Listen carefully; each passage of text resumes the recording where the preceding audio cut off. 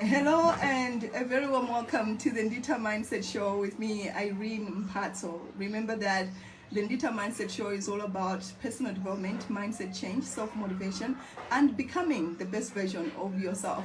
And we strive to bring you conversations and discussions with people that have made strides in their own lives, in the hope that you're going to be able to see your own story in their story and be motivated and inspired to keep going on your own path. And I am so excited and so honored to bring you episode number 14 of the Nditha Mindset Show. And so if you've not caught any of the other previous episodes, I encourage you to go back and catch them.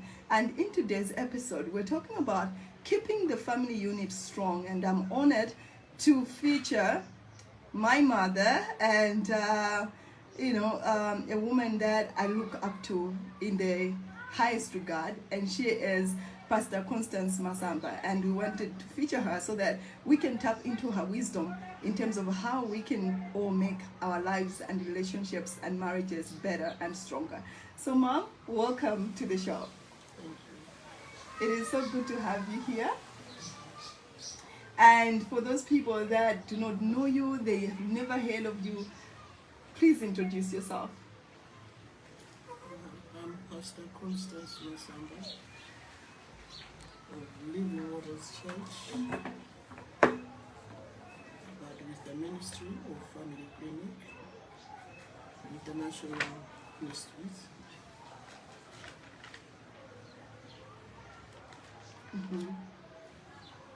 Okay, great. So she is the founder of Family Clinic International Ministries, and they are involved in offering biblical trainings and teachings that impact families and husbands and wives, and they also offer counseling services.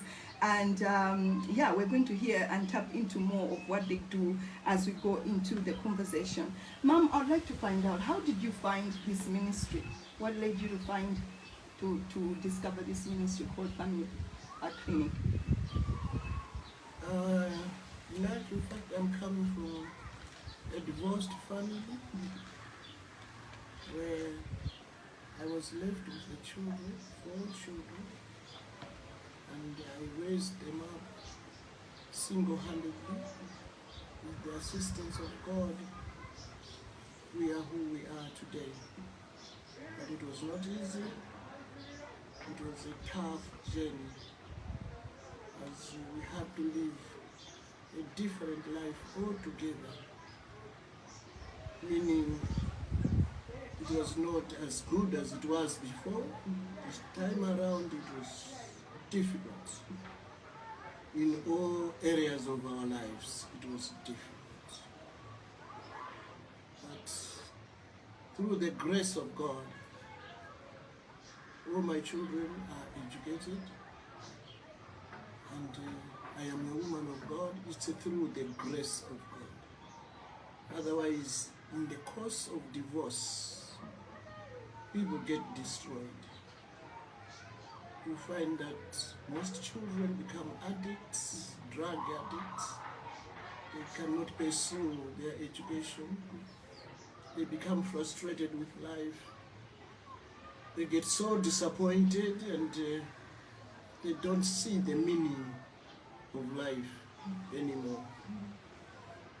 But with us, I thank God that He has managed to rescue us all. It's because of God. Otherwise, on our own, there's nothing that we could have managed.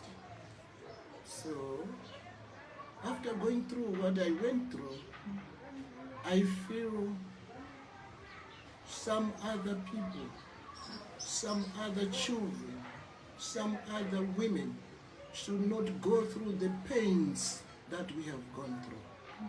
So I assist people not to go through the pains of divorce. And this is where this ministry was birthed. To say we want to encourage people to stay together, to live together up till the end of their lives, so that they themselves can lead a sound and meaningful life.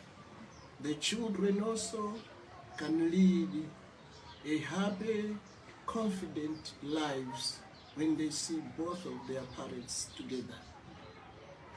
So this is how I came about with this ministry. And hearing your story, having that background that you've experienced divorce, and you've come out on the other side strong through the grace of God, I think that it is amazing that you've dedicated your life to avoiding that from happening to other families. I'm interested to find out from where you're sitting, what do you think is the foundation of a strong marriage? The foundation of a strong marriage is to put Christ as a center of everything in your marriage. Putting God as number one, prioritizing Christianity. So, by making sure that your marriage is taken to church, you get it blessed, and you follow the word of God according to marriage. Because marriage was initiated by God himself. Genesis 2:18. It was God himself who blessed the first marriage. And after blessing the first marriage, he gave rules to follow. If we follow the rules of God concerning marriage, we will find that we are going to lead a better life, a happier life, a fulfilling life. So the foundation should be Christ. Yes. Very well put. And that said, I'm also interested to find out from where you're sitting as a woman who has so much wisdom, and you speak and counsel so many people about marriages. What do you think is the role? Like, how should we, as husband or wife, how should they play their role in the family unit? As said earlier on, to say God did put rules of marriage.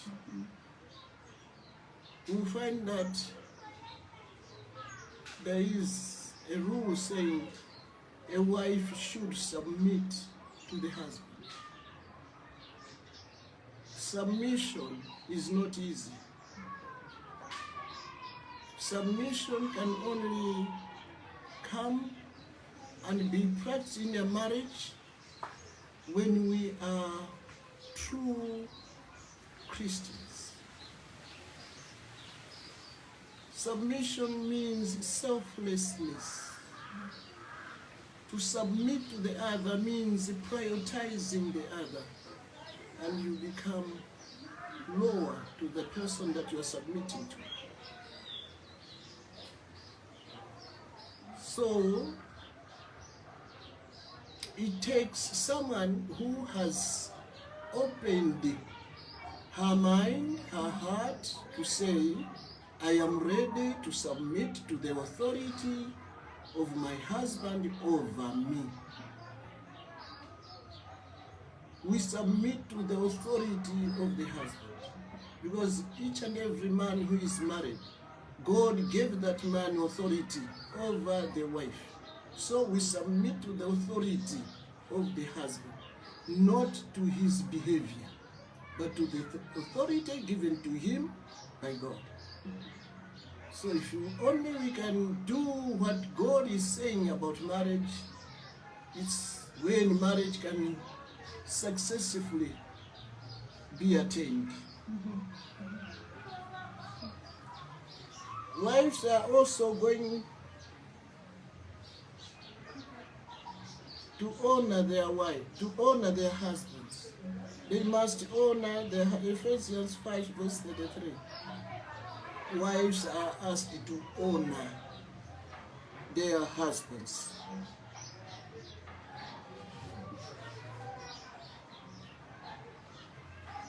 The wife is also asked to respect her husband.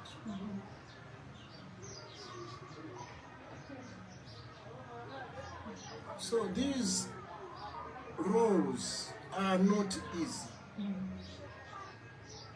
It takes someone who has died to self to be able to respect someone whose behavior is not in line with what you expect.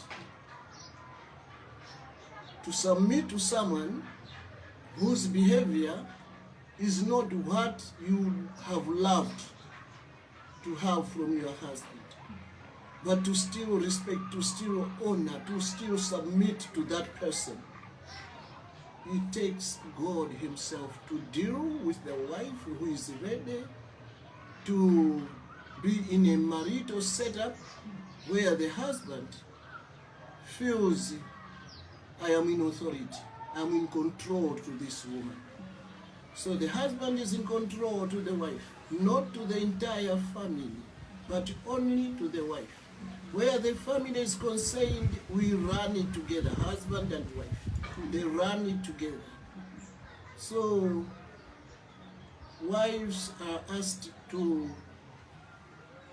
do the three, that's submission, respect, and honor. Whilst the husband is asked to love the wife unconditionally, irrespective of who the wife is, you still have to love your wife. Love her irrespective of her weaknesses and failures. To still love her irrespective of who she is. As long as she is your wife, love your wife. It's easy for someone who is loved by a husband to submit to that authority. Love will drive me to do the word of God, to my husband.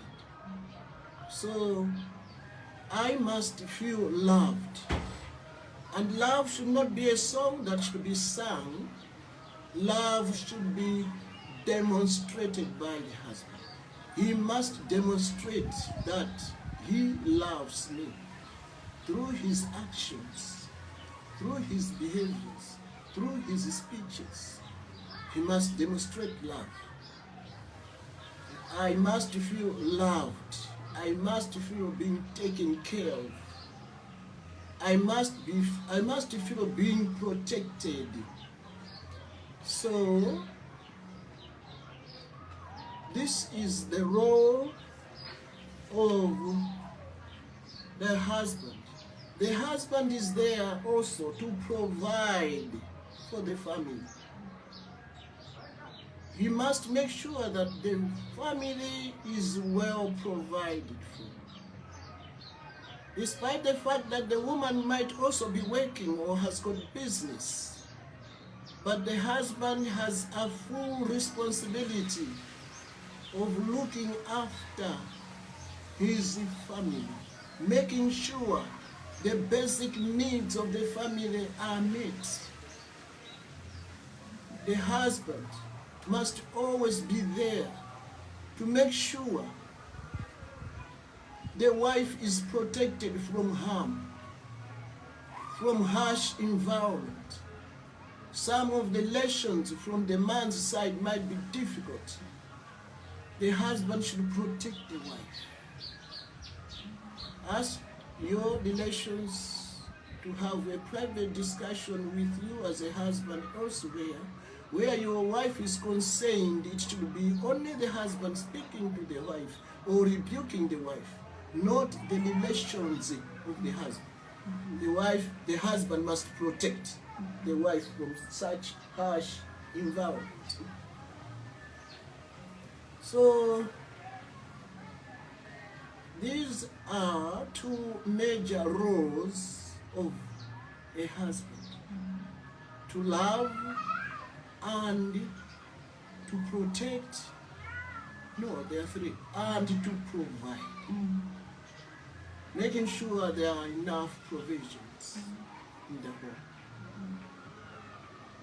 and being able to come up with sound decisions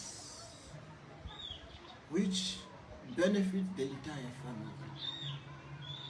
So leadership should be seen in action, should be seen in speeches, in conduct. The husband is supposed to lead by example, because he is a leader not of only word, but a leader of action. So he must lead. He is supposed to lead by example. He must set an example. In whatever he wants to be done, he must be the first one doing it. So he must lead by example. In fact, this leadership in a man is servanthood leadership, which Christ Jesus demonstrated when he was here on earth. That's the type of leadership that is given to man, to have a servanthood leadership, to be able to work, to be able to do things, not to wait to be served, but to save others. So the husband is asked to lead by example. It's so good. It's so good. Thank you so much for that wisdom. And I think that I want us to touch on the aspect of there is a disconnect between what you've described between the, about the roles that the wife is supposed to play and the role that the husband is supposed to play, and the roles that are being, the way people do these roles in their families. For example, you're saying that it is the duty of the husband to show love to the wife. But don't you think that as years go by in marriage, the love sort of like people take the showing of love they take it for granted, and they feel like, well, we've been together for so long, why should I keep on showing love? And then they lax a bit. What do you say to that? That after some years, people feel like they can just, survive and be partners. Well, the longer you live in marriage, in a marital setting, you kind of become what you have been doing previously. If you have been loving to your spouse, that love becomes part and parcel of you. Nobody can remove that from you. Age will not remove it from you. Instead, it grows stronger. Because you find that because you love this spouse of yours, you don't want to miss her in your sight. You want to see her. You want to experience her presence. You want to maybe eat her delicious dishes which she prepares. All this is done out of love. When you love someone, love grows. It does not come down. It grows from one level to another. That's about love. Mainly us women, when we love, our love grows. I don't know about men, but love is supposed to grow. If I love someone, that means that love should grow. There should be growth of love. The way I do my things today should not be the same way I'll do them tomorrow. It's going to be totally different because my love is growing and my actions are growing, my speeches are growing in love. So we should not expect to have the love that is, I don't know how to put it. Diminishing. It's diminishing, no. Okay. Yeah. Okay. Yes. Okay. When love is there, it's supposed to grow. I should wish my partner the best. I should do my partner the best. Maybe this year I was able to make a lemonade for him. Next year I will think of doing something better than what I did last year. That means I am growing the love. I am growing myself in my actions, in my specialities. At the same time, the love for my spouse is also growing. So love is expected to grow, not to diminish, but to grow. Okay. So good. And as I said earlier on, love must be demonstrated. You cannot say, I'm doing, this person will know by himself or by herself to say, I love her. Love is not supposed just to be taken for granted.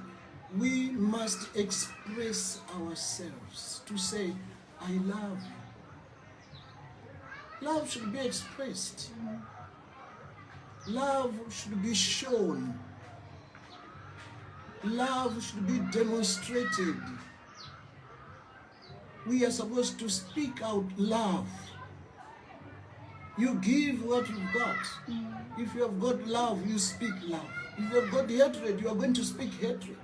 But when you love, love must always be demonstrated in speech and in action, in behavior.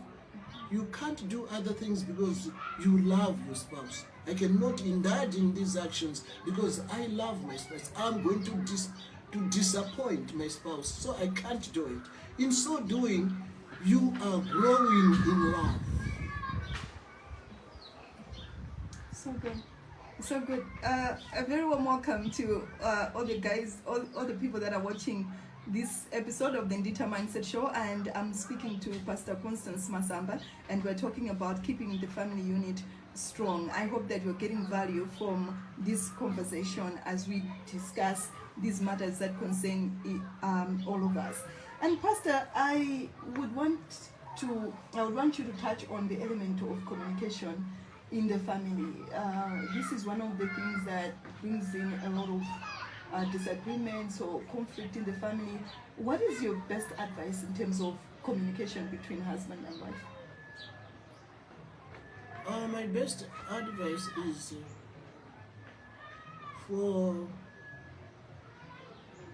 any marriage to survive, there must be communication. Whatever I want to do, whatever I'm expecting my spouse to do,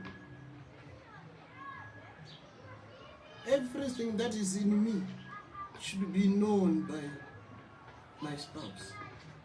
That can only be so when I communicate exactly what I want to my spouse. So expectations should be shared, sorrows should be shared, joys should be shared, fears should be shared. Everything that is in me should be shared to my spouse. I must communicate. I must unveil myself to my spouse. My spouse should know exactly what is going on in me. No secrets should be entertained between the two. The moment you entertain secrets, you are entertaining the devil. And the devil will destroy your relationship. Learn to say, thank you very much for what you have done to me. I appreciate your services. This is a good meal that you have prepared. Though salt is on the higher side, I thank you very much. Because the effort made to prepare the meal does not start and end on the salt that is on the higher side. There is a lot that has been done to come up with that meal. So you don't dwell on the faults of the other, but you look on the better side and speak out and express yourself in a good manner. Be able to speak good words, encouraging words, uplifting words to your spouse. Don't demoralize one another in speech. encourage one another. Be able to encourage your spouse when he's down. When hope is lost, encourage your spouse. Tell them it's going to be better. We are going to pray. God is on our side. He's going to do it again. So I'm there to encourage my spouse in speech. We should be able to laugh together. Share a story and laugh as a husband and wife. Be joyous. Be happy people. And your children should see both of you laughing. That's a conducive environment for the child to grow in a healthy manner. So, we should learn to say, I am sorry. I am wrong. I've done it wrong. Forgive me, dear, for what I've done. I hope to improve next time. Learn to accept and take responsibility of the wrongs that you have done. Nobody is an angel. We wrong one another. Take responsibility by accepting and then ask for forgiveness. In so doing, you'll find that you won't have quarrels, but you're going to have a peaceful home. You see, these are the basics of communication. We should not be writing notes, letters in the home to my spouse. Instead, I should speak to my spouse.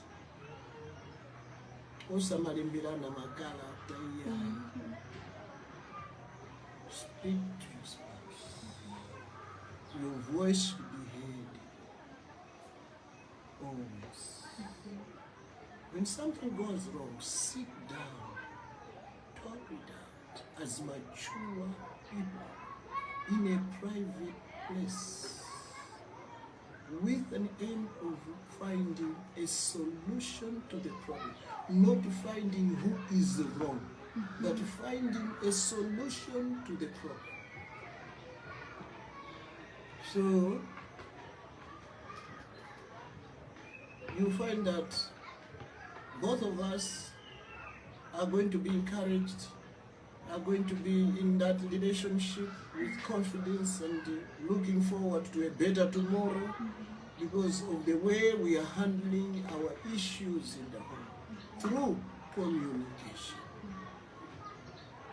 Always talk it out, speak it out to your spouse, but choose the right place and the right tone.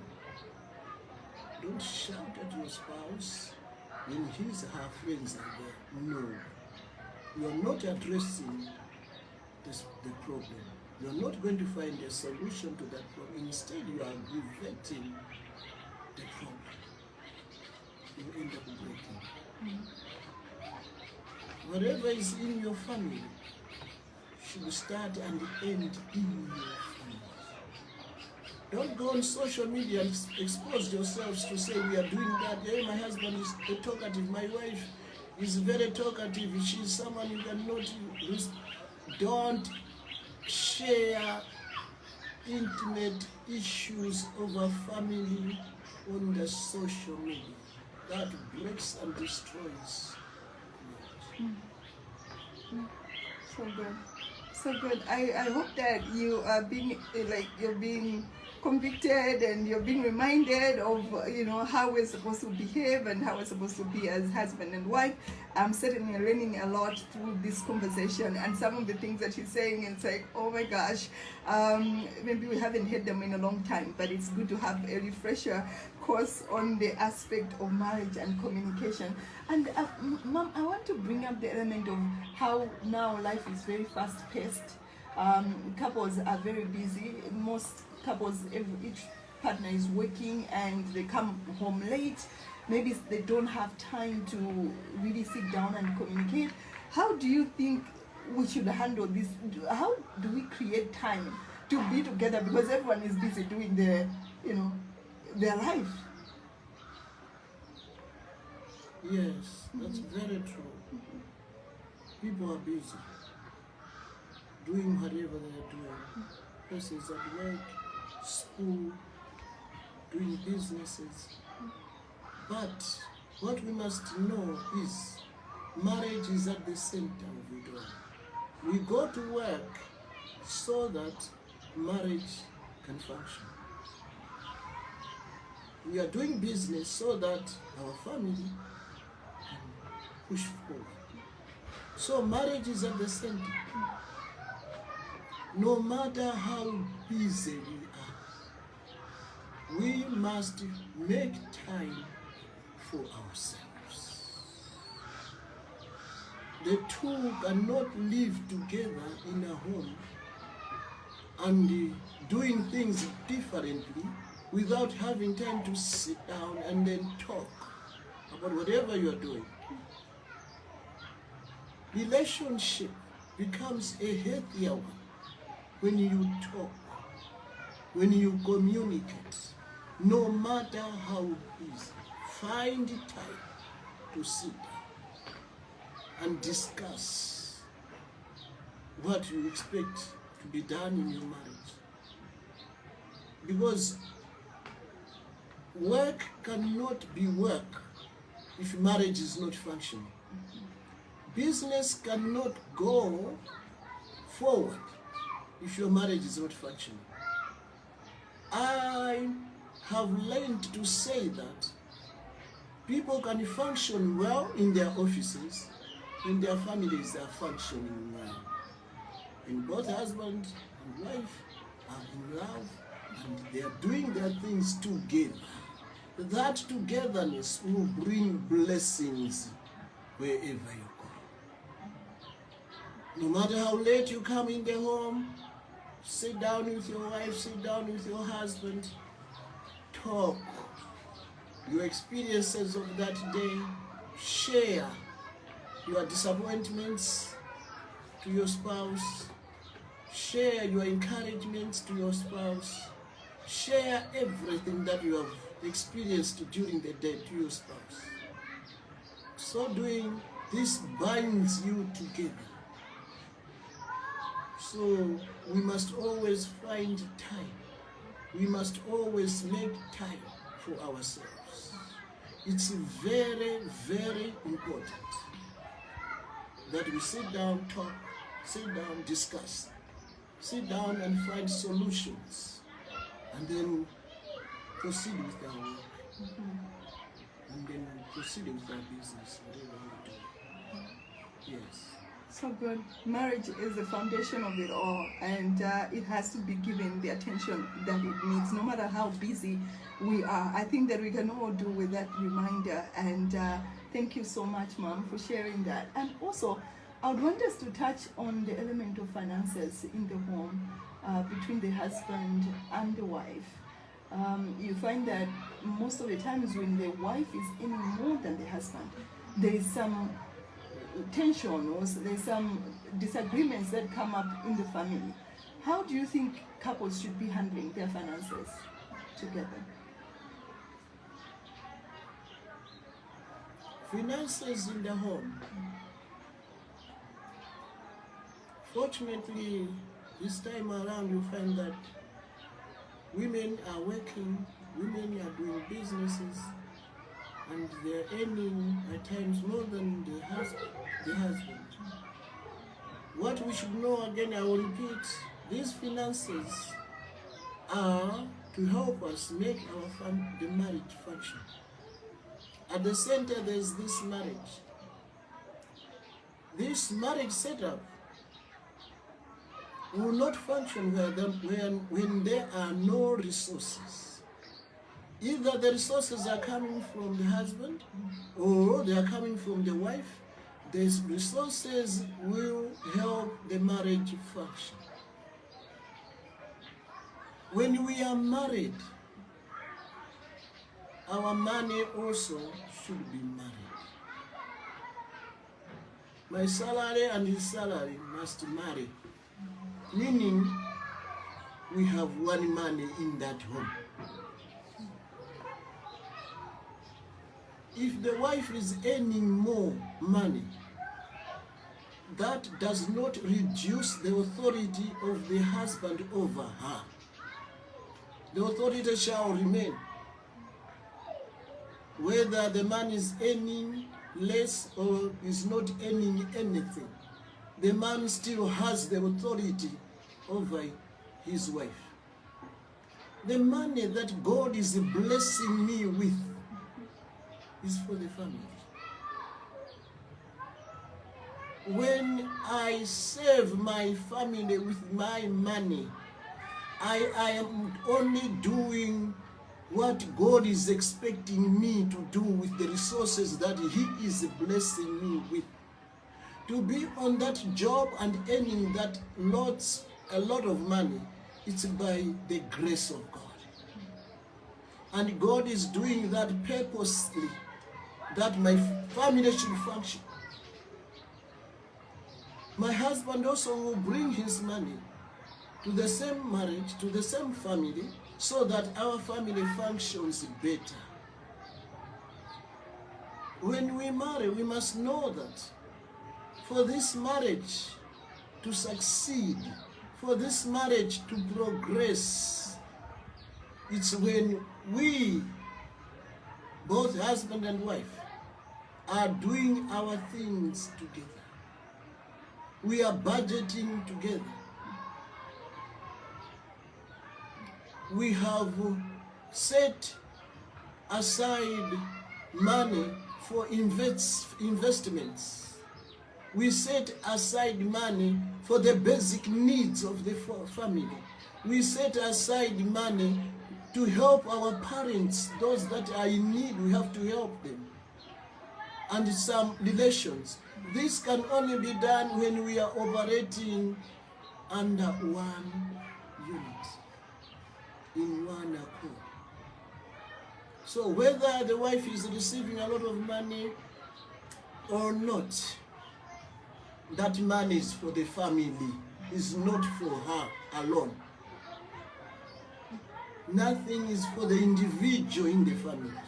When I get money in my family, I am married, that money which I earn is also for my husband, is also for my children, is also for my mother-in-law, is also for my mother, is also for the relations to the man's side, is also to the relations on my side. So this money which I earn when I am married is for everyone. Most important is for my family, immediate family. So, no need for the wife to feel I am taking over now the role of husband in this home because I'm earning a lot. No, no, no. Money and authority given to man, they are two totally different. Totally different.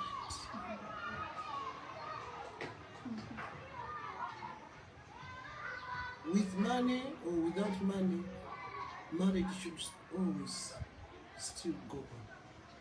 Whether the man is earning or not earning, marriage should still go on. In the end, we find that God will bless this woman more because she is the only breadwinner in that home.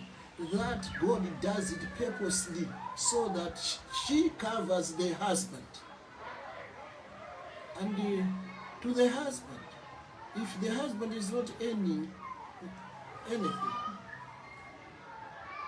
he must strive hard to do something, to bring forth at least a small amount of something, not just to sit down and play bow, no. But find something, do something. But lack of employment to man, to the husband, should not guarantee or warrant a divorce. That's not acceptable for God. It's not. We are there to cover one another. I am there to cover my husband, and he is there to cover me as a wife. Yes, so much wisdom, and I think that if we all were thinking in this way, so many problems would be averted in our homes. Thank you so much for sharing that wisdom with us, and I think that to the people that are watching this show, you're going to pick the value that is applicable to you and run with it and apply it in improving your own homes. And Mom, I also would want us to talk a little bit about how we should be raising up our kids in the family, knowing that now it's like it's a different season where young people are growing up really fast, and they're exposed to so much on the internet, and they're exposed to so much than previous generations. How do you think that as parents we should be handling our kids now, now to help them to grow up to be responsible citizens? First and foremost, we must look at our lives as parents. How are we conducting our lives? How are we behaving ourselves? What is our conduct? What are our manners? What are our priorities in the home? How are we managing the home? How do we behave when we are in the home? First and foremost, what we must know is that a child will learn from just observing what the parents are doing. Before you speak any word, the child will already have grasped something by just observing you, by just seeing you, the way you are conducting your lives. So the first lesson the child learns is not what you speak or what you instruct them to do. It's about how you conduct your life. We should live a model life, knowing that someone is learning from whatever I'm doing. Parenting is not easy. Parenting is a 24-hour job, whereby we must be very, very careful with what we are doing with our children. What type of discipline do we give in our home?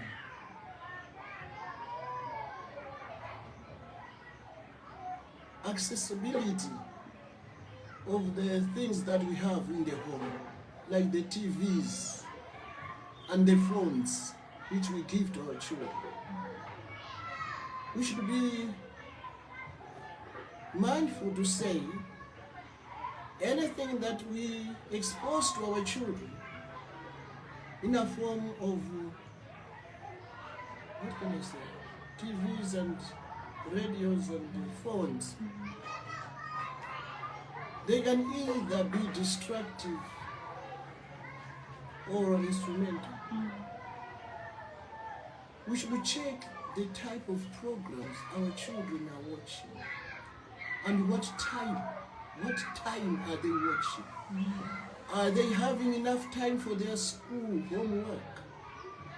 Have they enough time to do home chores? They should be able to do work in the home. Your children should be able to wash dishes, to clean the home, to wash their clothes. That can only be achieved if we are there and supervising. We should make time for our children. We should be able to see exactly the type of friends our children are relating with. What type of friends? What is it that they are doing behind our backs? There's a lot that is being done without the parent knowing. Children are being destroyed, are becoming drunkards, drug addicts, right inside their homes when their parents are there. They are becoming thieves in the homes. Yet, the parents are busy making money, sending them to better schools, When they come from those schools, whatever they are doing, the parents do not know. And parents, they think they have given the responsibility of raising that child into the hands of a teacher. A teacher has got a limited time, that child. The rest of the hours, that child is by himself or herself. It's when the family or the parents must step in to say, when you come to school, this time you are doing this, that time you are doing that, that time you'll be doing that. When I'm coming from work, I should find you that you have done that, and this should be on daily basis. Parenting is not easy. If we try and prioritize our interests and our desires, we want to do this and that ourselves, that means we have thrown away our children. We are busy clubbing, busy drinking, busy dancing, going out, socializing, and you think the maid is the one who is taking care of your children. To your disappointment, one day you find that your children are doing the worst you never expected. The maid has no standards, is coming from a village into a home where the man is the chief executive, the woman is the financial controller, and the children are left in the hands of a maid whose standards are very, very low. And you expect the maid to help you raise your children. That's impossible. Never can it happen. It's our responsibility to sneak and check on what we are doing. Making sure your children are doing the right things at the right time. Your children are being sent to church. You teach them how to pray. You teach them the word of God inside your home.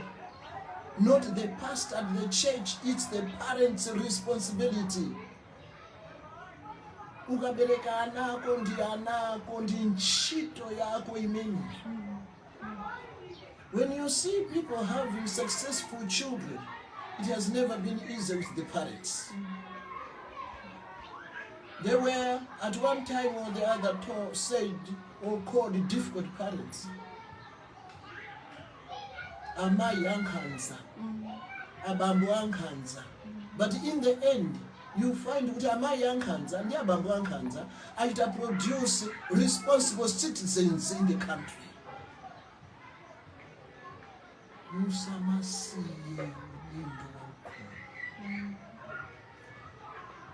We are fearing for our tomorrow in our countries because our children are being given too much freedom, too much of it. A child is dictating a parent on what that parent should do. Yet this one is a child.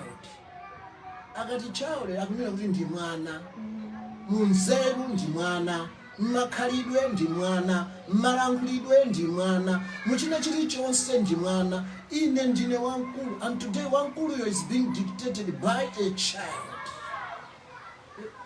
A mature person is taking makhalidwe ndi nzeru za mwana.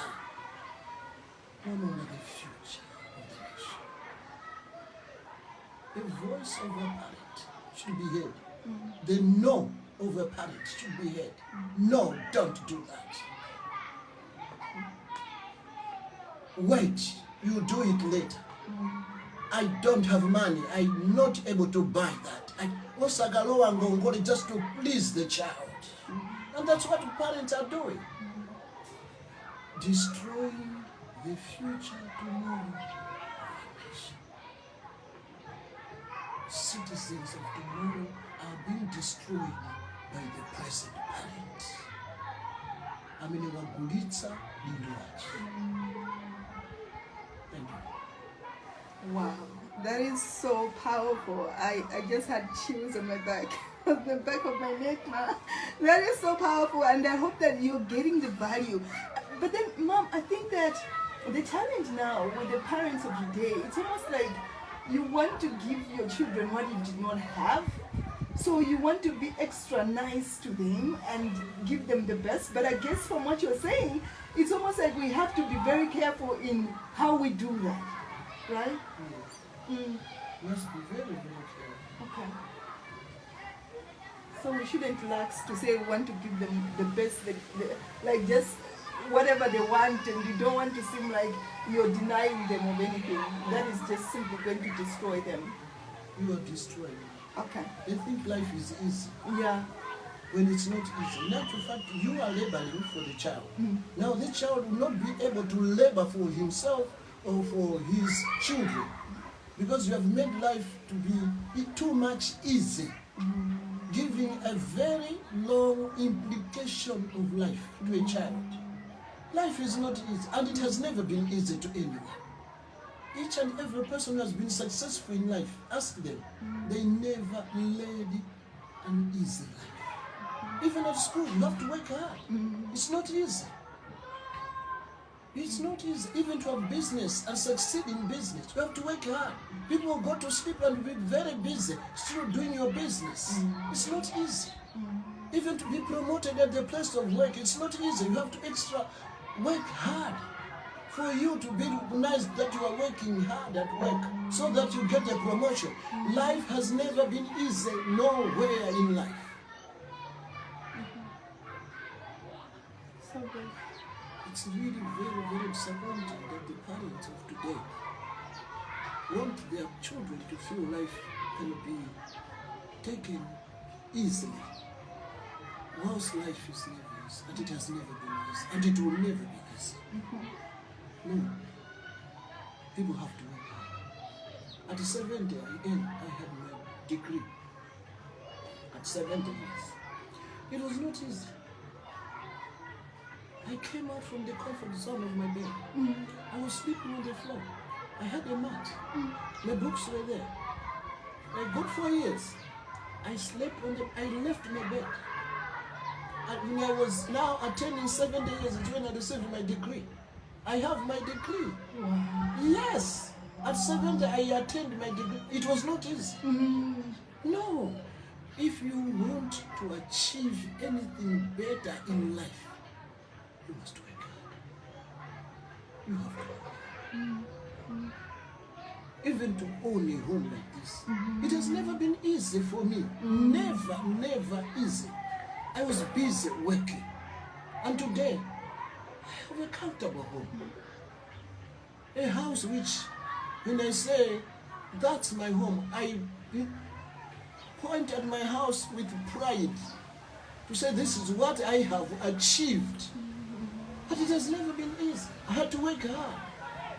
It was tough, it was difficult. But there I was. And today, here I am. Life has never been easy. We have to work hard. Never much.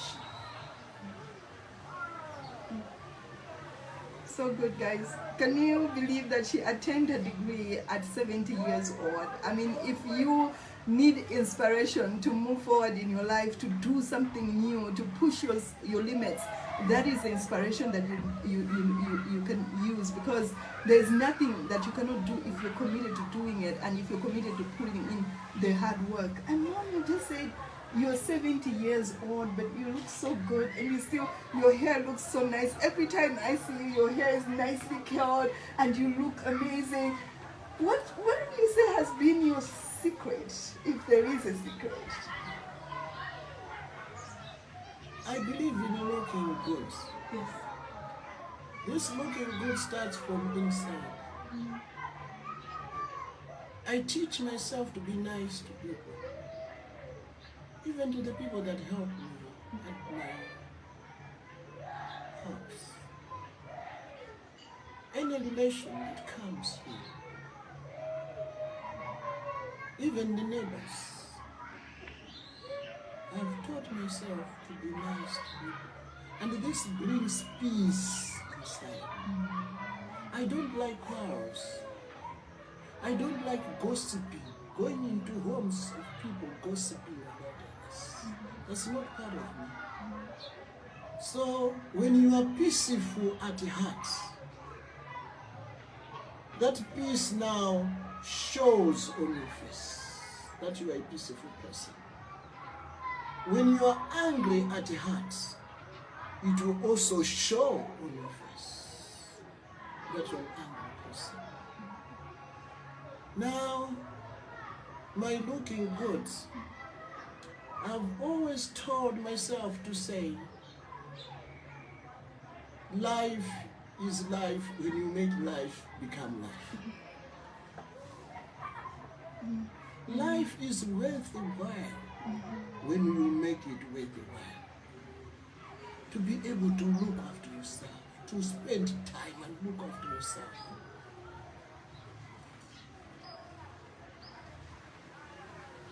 It's not easy. Nothing comes easy. But I have time for myself. I take time. In my bathroom, I take time. When I come to apply my oils and my creams, I take time. I take time looking after my nails. I take time looking after my face.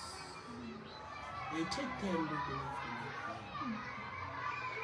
When everything is in order, I have confidence. It gives me confidence because I know everything is in order. Confidence will never come into a person who is wearing shabby. It's not about the type of material that you're putting on.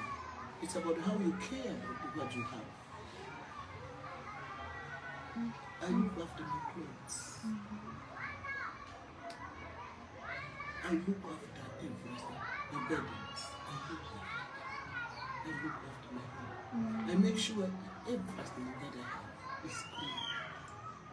And it's all about cleanliness.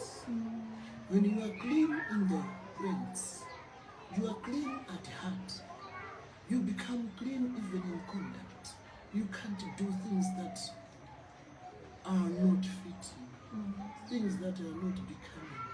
You cannot do them. So, it's just in me that I have to look good. I must look good. And I may speak in different forums. When people invite me into their church setups and bridal shower send-offs, it's not only the material that you've got, it's how you present yourself. Yes. That contributes also. Yeah. You might know the whole Bible, but how you present yourself, how do you look yourself? Can someone learn something? So, all this makes a person a complete human being who become complete. And I will repeat, in life, aim at having confidence in whatever you do. You might have the best material, but if you don't have confidence, you're finished. Yeah. You are totally finished. You can only have confidence when things are alright with you. In all areas of your life. Your spiritual life, your physical life, your emotional life, make sure things are okay. Then you attain confidence. So it's about having confidence. Even to tell your husband to say, my husband, you're looking good.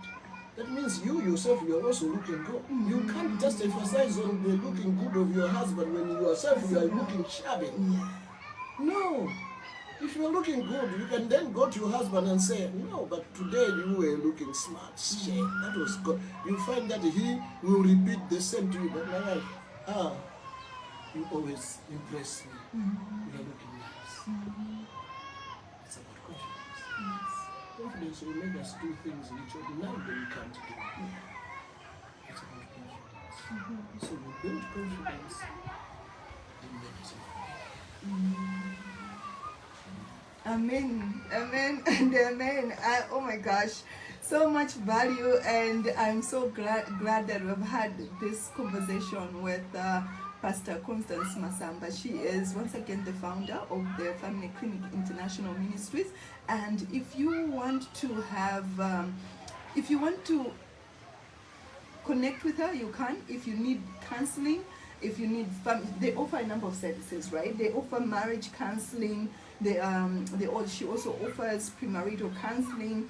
She also offers biblical based teaching to both husband and wife, and also she speaks at bridal showers as well as send off. So if you have got any of those events coming up in the year 2023 and you'd like to engage her services, please go ahead and do that, because she is a well of wisdom, and I know that this is just what I've talked about here is just a scratch on the surface of what she does. But otherwise, I hope that by featuring her on the show, you've gotten to just know a little bit more about her, and you can reach out to her to get access to the services that she offers. Mom, as we are closing the show, I would like you to say your final words to the husbands and wives of today. Any advice in terms of how to stay together?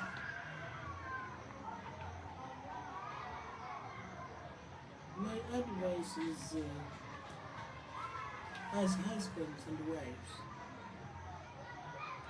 learn to prioritize the other. The husband must prioritize the wife. The wife must prioritize the husband. In other words, whatever you're doing, consider the feelings of the other. At the same time, continuously love one another. Love will always make us stay together. Apart from that, pray together. Have time to pray together. It's not old-fashioned to pray. No, there's a lot. In Christianity, there's a lot. I am who I am because of God. Otherwise, I would have been dead and gone sometime back. But today, I'm telling you, I'm waiting to fly to go to America, go to India, because I know my God is able. Learn to pray together. Go to church together. Commit yourself to church activities. Be part and parcel of your churches. In so doing, you find that some of the challenges in your marital setup will be sorted up on their own. All that you should know is Mulungu amakukondani nonse nthawi iliyonse muli pa chikondi chake cha Mulungu. And Mulungu, His plans are always good for you. He has a better tomorrow for you. Today you might be where you are, but there is your tomorrow. Your tomorrow is in the hands of God. You can become a Joseph in your family. You can become a David in your family. You can become an Esther in your family. You can become a Mary in your family. Because your tomorrow is in the hands of God. Amen and amen. And that wraps up this week's episode of the Nditha Mindset Show with me, Irene Pato. I hope that you have gotten value from this conversation. I certainly have, and I look forward to seeing you again next week on another episode of the show. Mom, Pastor Masamba, thank you so much for doing this with us. It has been such a pleasure having you on this show, and we thank you for the wisdom that you've shared with us. May God richly bless you. Thank you so much. Thank you. Thank you. Thank you, guys. Have a lovely, lovely weekend. And if you haven't watched the full show, make time to watch it over the weekend, because I just think there's so much value in this show, and I'm glad that we took the time to do the show and to have Mom featured on this episode of the Nditha Mindset Show. So much love, Irene from Nditha Mindset Coaching. Bye.